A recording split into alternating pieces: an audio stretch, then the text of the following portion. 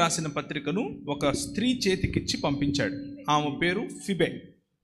ఆ ఫిబే కెంక్రియా అనేటటువంటి సంఘానికి ఆమె నాయకురాలు, పరిచారకురాలు అని పిలిచారు అనంటే నాయకురాలు అని పిలవటమే దాని అర్థం. ఎందుకు అనంటే క్రైస్తవ సమాజంలో పరిచారకులే నాయకులు, సెలబ్రిటీలు ఉండరు. క్రైస్తవ సమాజంలో సెలబ్రిటీలు ఉండరు, పరిచార్య చేసేవాళ్లే పరిచారకులే నాయకులు అవుతారు.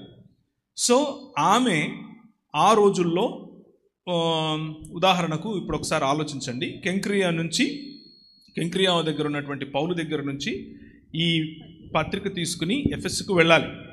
ఎఫెస్కు వెళ్ళి లేదా రోమా ప్రాంతంలో ఉన్నటువంటి సంఘానికి ఈమె ఇవ్వాలి.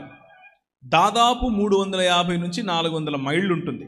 దాదాపు 350 నుంచి 400 మైళ్ళు ఉన్నటువంటి ఈ ప్రయాణాన్ని ఒక స్త్రీ చేతికి అప్పజెప్పాల్సిన అవసరం లేదు.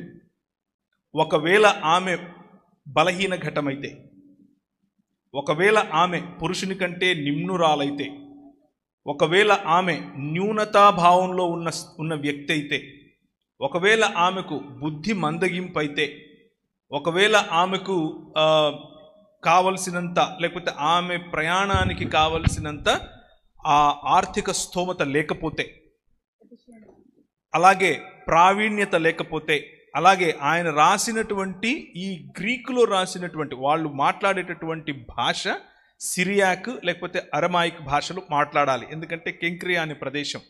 కానీ గ్రీకులో రాసినటువంటి పత్రికను తీసుకొని వచ్చి చదివి వినిపించి దాని అర్థం చెప్పాలి.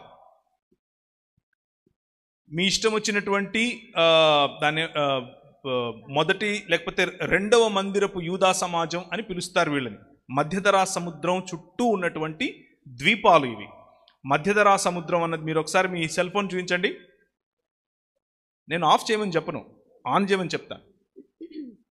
ఓకే, మ్యాప్స్లోకి వెళ్ళండి.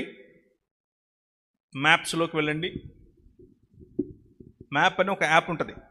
ఆ మ్యాప్స్లోకి వెళ్తే ఇస్రాయేలు ప్రాంతానికి సిరియా ప్రాంతానికి మధ్యలో ఉన్నటువంటి సముద్రం కనిపిస్తుంది మీకు. ఇటలీ అనే పటాలం ఇటువైపు ఉంటుంది, గ్రేకు దేశం ఉంటుంది, ఇటువైపు ఏమో ఆసియా ఖండం ఉంటుంది, అటువైపు ఏమో ఆఫ్రికా ఖండం ఉంటుంది. ఈ మూడిటి మధ్యలో ఉన్నటువంటి ఒక సముద్రాన్నే మధ్యధరా సముద్రం అని పిలుస్తారు.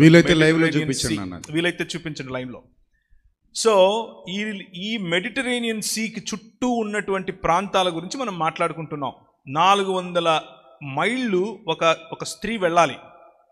ఆ రోజుల్లో అనగా సెకండ్ టెంపుల్, రెండవ మందిరపు యూదా సమాజం అంటే మొదటి మందిరం పడద్రోసిన తర్వాత తిరిగి కట్టారు. అలా తిరిగి కట్టిన